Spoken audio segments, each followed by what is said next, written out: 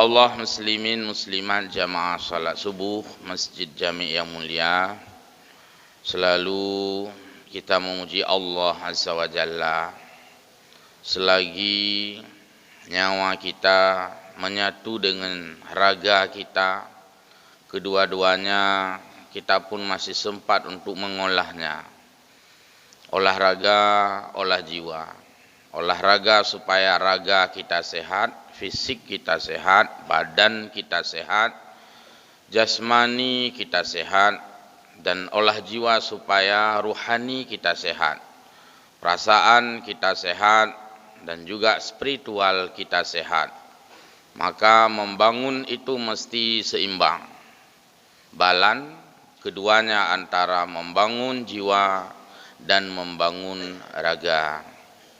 Para founding father pendahulu kita juga sudah menguraikan, baik itu dituangkan dalam bentuk lagu Indonesia Raya misalnya, juga mengajak kita untuk membangun jiwa dan membangun raga.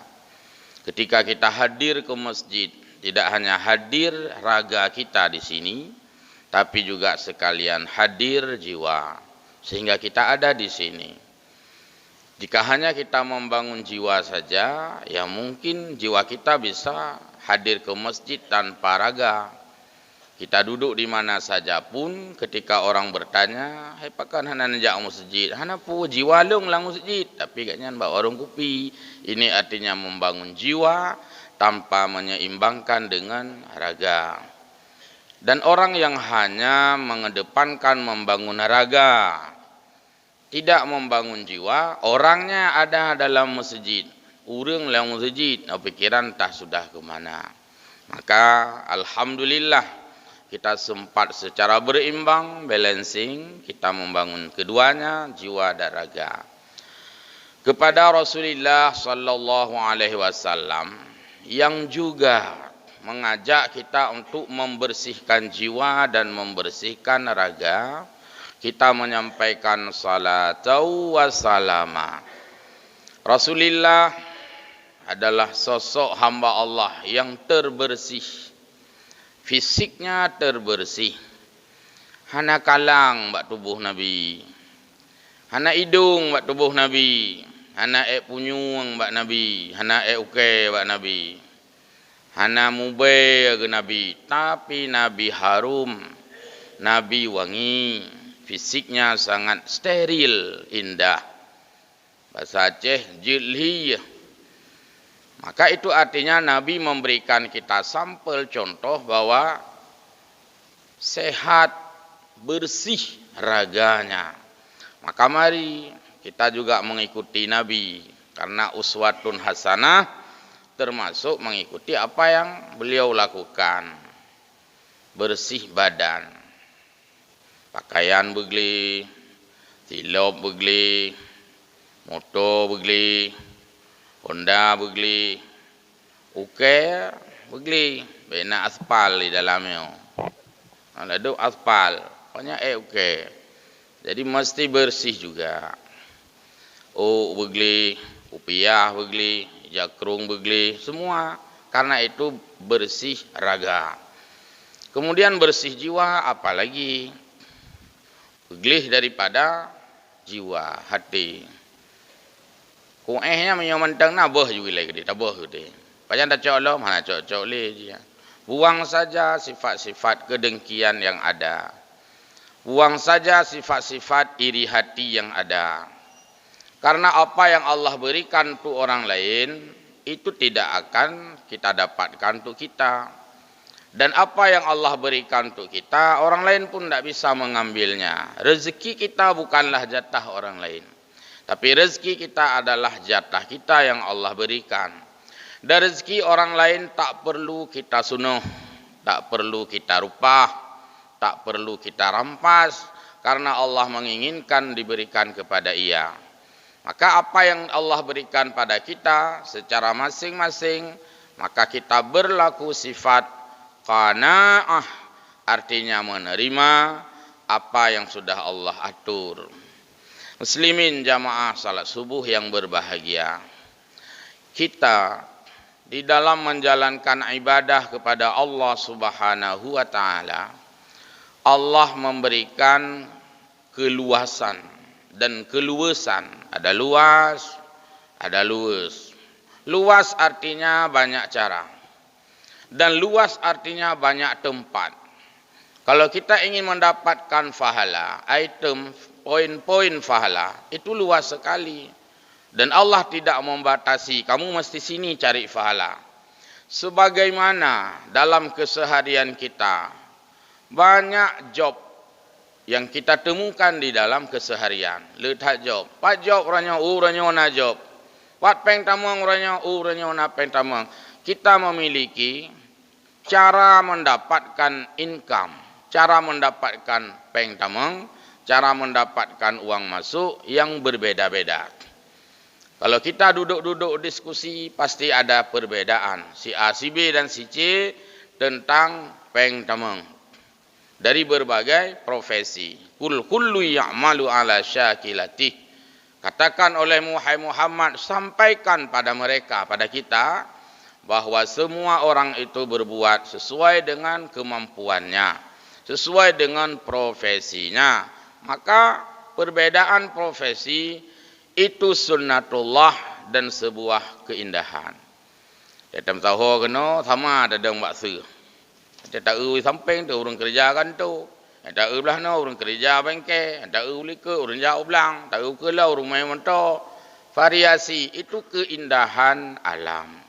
Sehingga Allah menciptakan kita ini sengaja dalam bentuk bervariasi.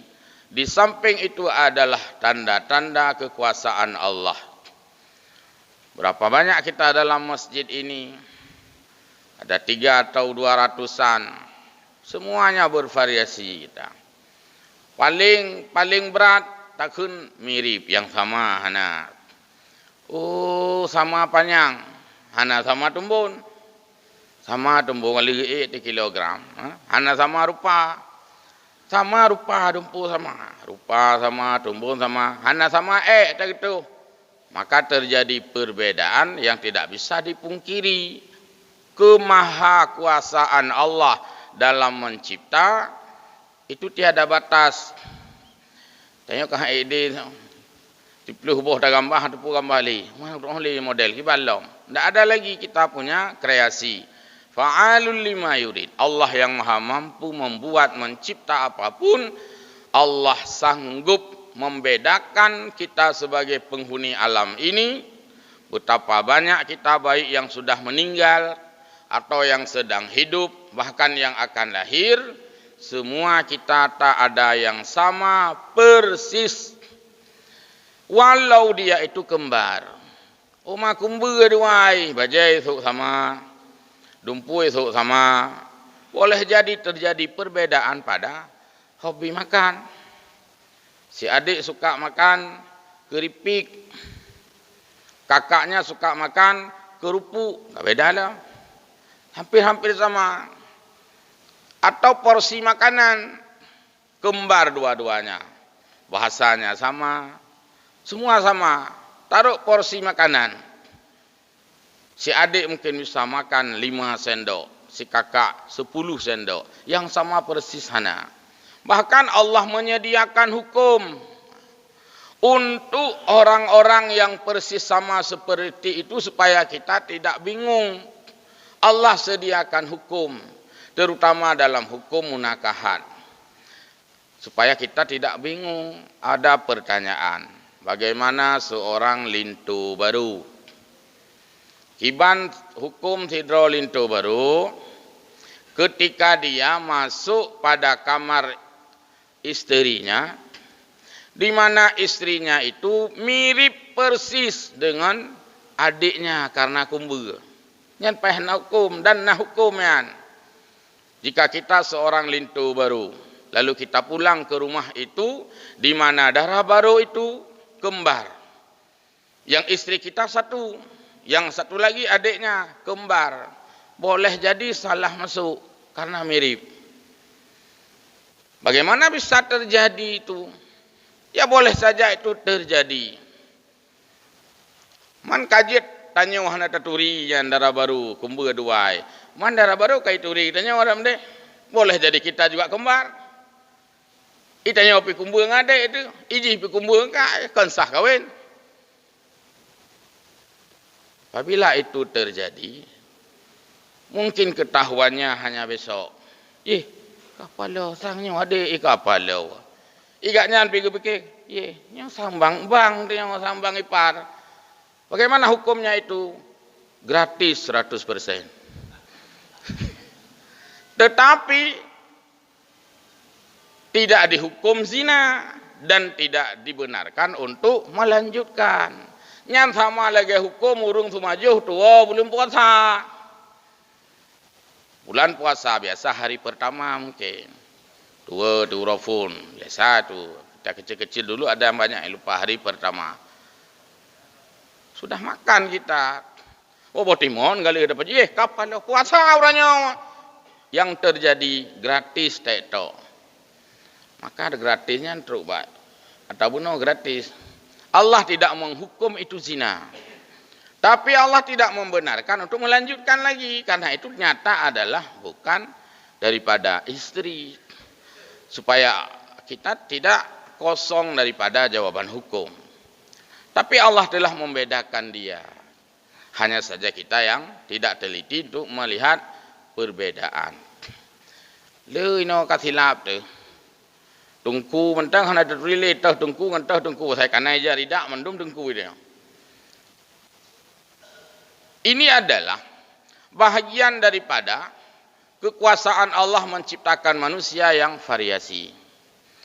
Oleh karena itu maka kita sehariannya seperti berbeda mendapatkan uang masuk, juga berbeda mendapatkan pahala masuk.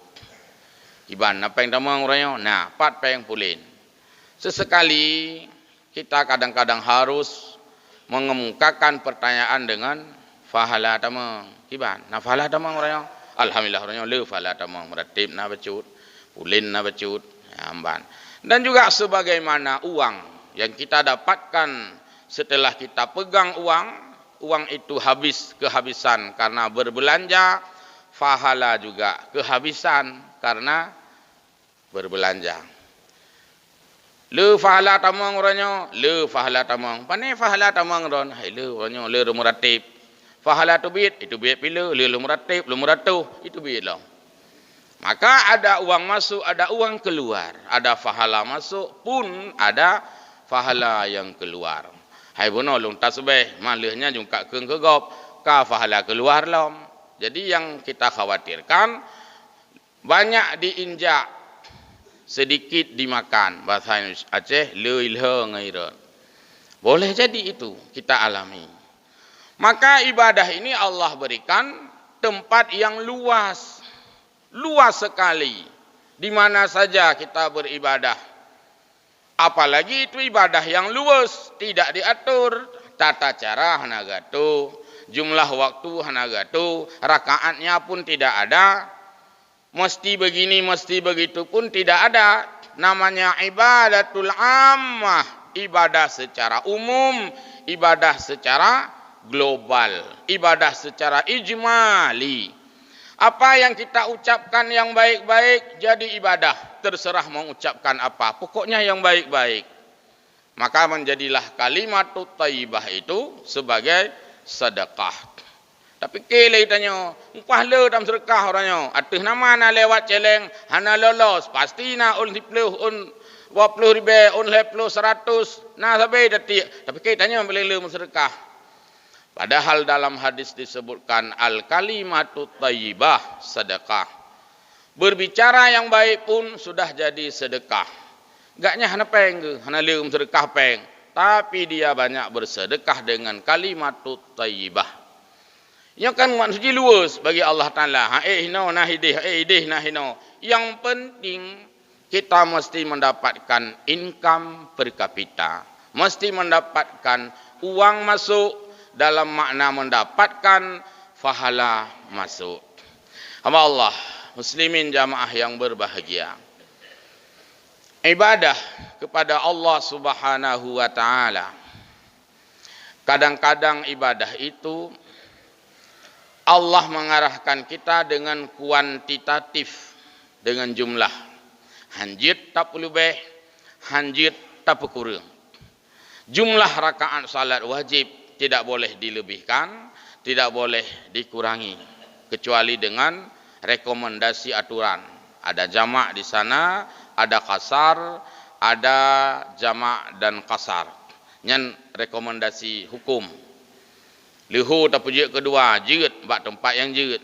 Asar tak pujik kedua, jeut bak tempat yang jeut. Isya tak pujik kedua, jeut bak tempat yang jeut. Rekomendasi hukum dalam fiqih salat kasar. Dan ibadah itu tidak boleh kita geser ketentuan, karena ibadah sudah diatur waktu. Kita puasa saat datangnya bulan Ramadan. Kita salat saat datangnya waktu salat. Tapi juga masih luas. Allah berikan rekomendasi hukum. Kadang-kadang ibadah tertentu bukan pada waktu itu, bukan pada waktu tapi kita geser. Ada yang kita percepat, ada yang bahkan yang mesti cepat kita tunda. Asar kita lakukan pada waktu zuhur, padahal belum asar, tapi kita tarik untuk zuhur, menjadi dia jamak takdim. Rekomendasi hukum fiqih itu bermakna ibadah itu luas. Luas lah. Semestinya belum isya kita harus salat maghrib saja, tapi agama mengizinkan kita salat isya di waktu maghrib. Karena kita jamak, karena alasan musafir, itu juga bagian daripada luas dalam beribadah. Bulan Ramadan adalah bulan di mana kita mesti puasa seutuhnya 30 atau 29 hari. Yang penting penuh syahrul Ramadan. Bolehkah bulan puasa kita undur di luar Ramadan? Tidak boleh. Tapi dalam hukum keluasan ada rekomendasi hukum fiqih. Wa in kana minkum maridan aw ala safarin fa'iddatum min ayyamin ukhar. Berarti pindah puasa yang jatah bak bulan Ramadan geser ke di luar Ramadan. Dalam hal-hal tertentu Allah berikan izin dan rekomendasi hukum untuk menunjukkan luasnya dan luasnya beribadah. Sehingga kita tidak boleh menjadi orang yang menyesal.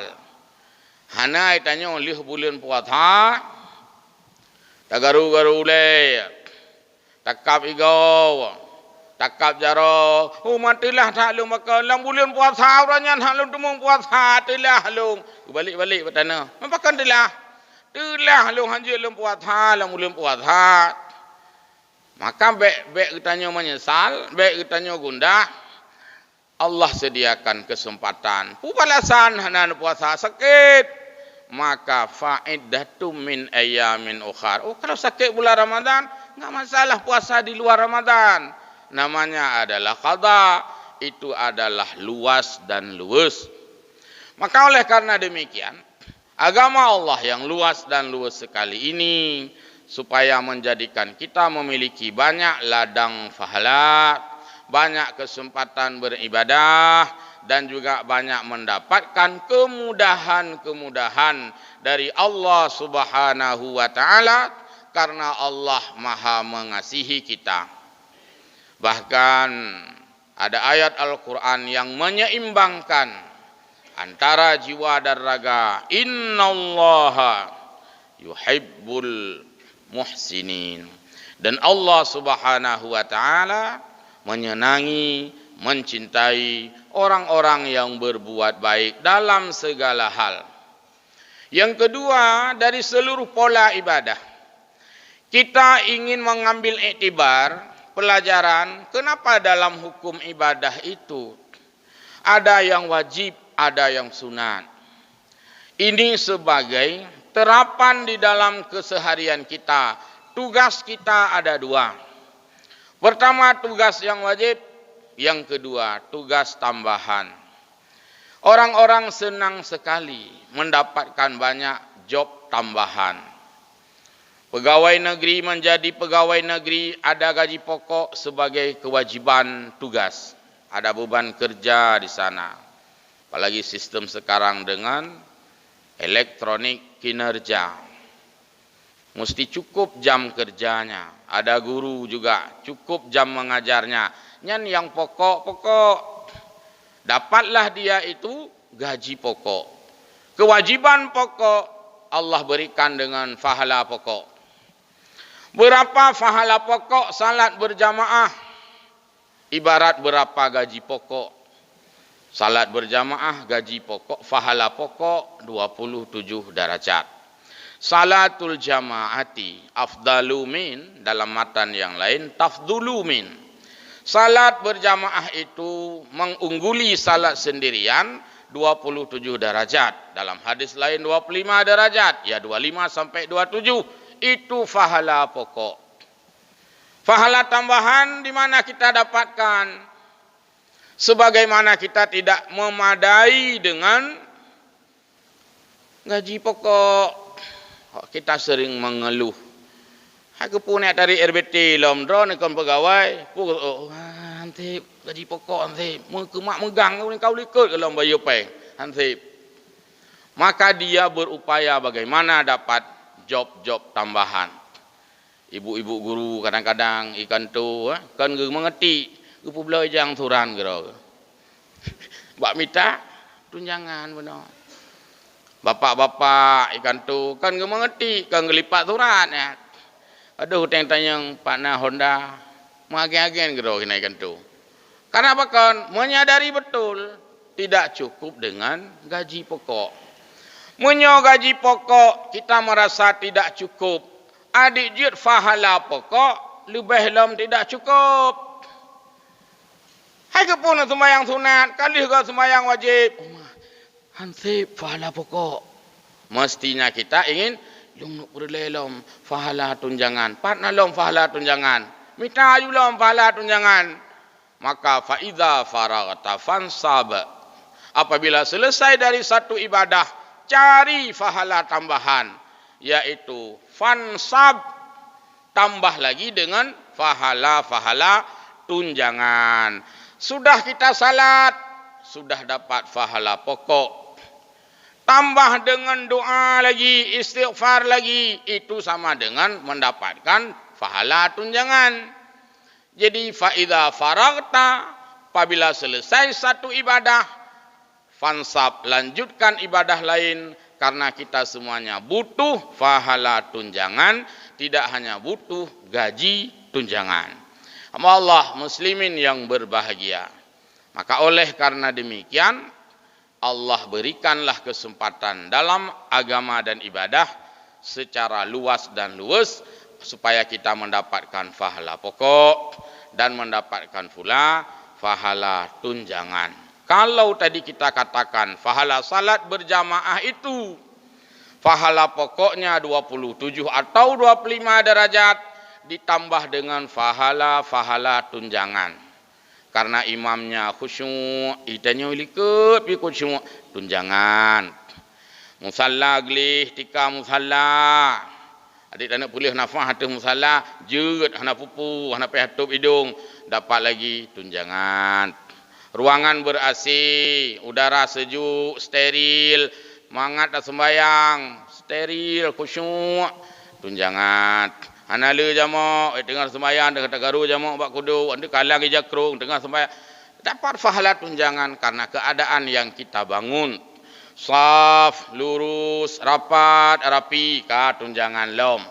Handphone disilentkan, ka tunjangan lom. Kemudian kiri kanan kita tidak mengganggu kita, ka tunjangan lom. Jadi untuk mendapatkan fahala tunjangan, maka Allah terapkanlah pada hukum salat itu dengan berbagai sunat-sunat. Sunat dia kalau tak sembahyang tak sikat igau supaya wiunan katanya baik sampai pakai masker sabi-sabi. Ngan igau katanya. Nah, ialah tu pakai masker memang persoalan corona. Yang lada pada anak corona pi mata gedang sampai katanya tetap pakai masker. Berarti masalah katanya. Dan lain-lain misalnya, kenapa sunat mandi ketika salat Jumat? Karena kita akan berada dalam keramaian. Kenapa sunat menggunakan pakaian yang bersih? Karena kita berada di dalam keramaian dan sebagainya. Itu adalah keluasan dan keluasan agar kita dapat pahala pokok, juga bisa memperoleh pahala tunjangan. Semoga dengan adanya pahala pokok dan tunjangan, kita merasa cukup dan merasa berbahagia sebagai bekal di hari akhirat kelak, sebagaimana orang-orang yang mendapatkan gaji pokok lalu merasa tidak cukup dan dia cari gaji-gaji tunjangan, semoga merasa cukup untuk di dunianya. Kalau pahala pokok, semoga cukup untuk akhirat kita. Walaupun kebahagiaan akhirat adalah karunia dari Allah, tetapi laha ma kasabat wa 'alaiha maktasabat. Semua itu tergantung juga kepada kemampuan dan kemauan kita di dalam berbuat. Amin ya rabbal alamin. Wallahul muwaffiq ila aqwamit thariq. Mohon maaf. Wassalamualaikum warahmatullahi wabarakatuh.